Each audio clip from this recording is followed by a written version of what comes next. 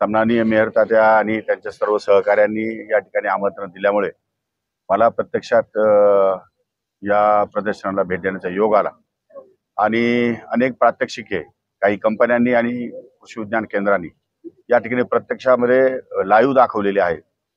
या सर्वांचा विचार केला तर शेतकऱ्यांपर्यंत या सगळ्या गोष्टी पोहोचवणं आणि जास्तीत जास्त चांगल्या क्वालिटीचं दर्जेदार उत्पादन कसं काढता येईल यासाठी त्यांना प्रोत्साहन देणं ही गोष्ट फार महत्त्वाची आहे। शासन त्या संदर्भामध्ये निर्णय घेईल आणि मी आता नंतर 2 दिवसानंतर बारामतीला पण जाणार आहे।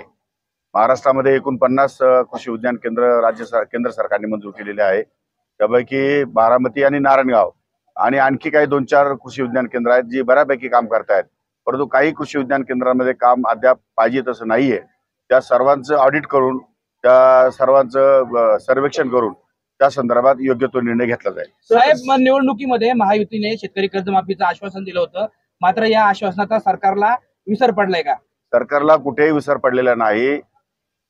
शेतकऱ्यांच्या कर्जमाफीच्या संदर्भामध्ये माननीय मुख्यमंत्री उपमुख्यमंत्री हे निर्णय घेत आहेत। तो निर्णय त्यांनी घेतलेला आहे, त्यामुळे तो माझ्याशी संबंधित नाही, त्यामुळे मी त्याच्यावर काही भाष्य करू शकत नाही। रासायनिक उत्पादक कंपन्यांनी संयुक्त खतांच्या किमती वाढवल्यात, शेतकऱ्यांना दिलासा देण्यासाठी सरकार काय निर्णय घेणार? सोमवारी सकाळी रासायनिक कंपन्यांच्या बरोबर माझी बैठक आहे। शेतकऱ्याला देशाचा आर्थिक विकास करण्याचा समजला जातो, मात्र त्या शेतकऱ्याची खताच्या माध्यमातून बियाण्यांच्या माध्यमातून फसवणूक होते। आपण काय सांगणार?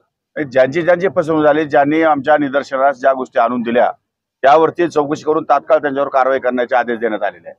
तर कांदा आणि दूध दरवाढीसाठी आंदोलन होतंय, काय धोरण आहे का आपलं त्यासाठी?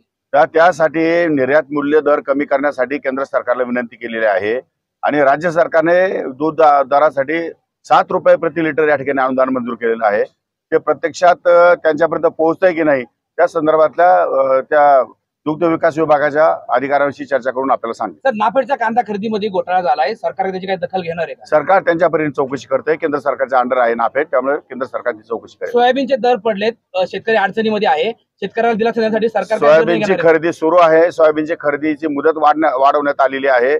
बारदानाचा इश्यू होता तो 1-2-3 दिवसामध्ये टेंडर काढल्याशिवाय बारदान घेता येत नाही, कलकत्त्याहून ते बारदान येतं, त्यामुळे 2 दिवसामध्ये बारदान उपलब्ध होईल आणि पूर्णपणे सोयाबीनची खरेदी ठरलेल्या भावाप्रमाणे करण्यात येईल। सर, उत्तर पुणे जिल्ह्यामध्ये ऊस जळताच्या घटना घडता येतात, विद्युत वाहक ताराच्या घर्षणामुळे ऊस जळता येतात, याबाबत काय? MSEBच्या अधिकाऱ्यांना सूचना केलेल्या आहेत, जिथे जिथे तारा खाली आलेल्या आहेत त्या तारा मेंटेनन्स मध्ये तात्काळ वर्क करून आणि ऊस जळण्याचे प्रकार कमी कसे होतील या दृष्टिकोनातून त्यांनाही आदेश केलेले आहेत।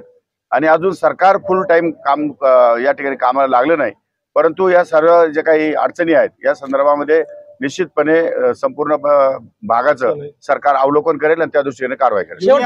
युरिया आणि काही खतांचा तुटवडा काही ठिकाणी निर्माण होतो, त्याचा काही उपयोग नाही? त्या संदर्भात युरिया आणि काही खतांचा तुटवडा आहे असं माझ्या निदर्शनात काही ठिकाणी आलेलं आहे, काही ठिकाणी बहुतेक नाहीये, परंतु त्याची कंपन्यांबरोबर माझी सोमवारी बैठक आहे, त्यामुळे त्या संदर्भातली माहिती घेऊन तुम्हाला मी सांगतो। सर, शेवटचा प्रश्न, राज्यात घडणाऱ्या घटनांमुळे शेतकऱ्यांच्या प्रश्नाकडे सरकारचं दुर्लक्ष होतंय का? कोणत्या घटना घडताय? गुन्हेगारी पार्श्वभूमीच्या घटना घडतायत, त्यामुळे प्रत्येक राज्यामध्ये प्रत्येक विभागाला वेगळं सरकार आहे, वेगळा मंत्री आहे, त्यामुळे एखादी घटना एखाद्या डिपार्टमेंटची घडली याचा अर्थ त्या इतर सगळ्या डिपार्टमेंटचा परिणाम होता समजण्याचं काही कारण नाहीये। येथे डिपार्टमेंट तो विभाग त्याचं काम करतोय, त्यामुळे असं काही समजण्याचं कारण नाही। एखादी दुसरी घटना घडली म्हणजे डायव्हर्शन झालं पूर्ण सरकारचं, असं होत नाही। कृषी म्हणून आपण शेतकऱ्यांना एवढंच आश्वस्त करेल की जास्तीत जास्त चांगल्या प्रतीचं बियाणं आणि खतं औषधं लवकर उपलब्ध कशी होतील या दृष्टीकोनातून आमचा प्रयत्न राहणार।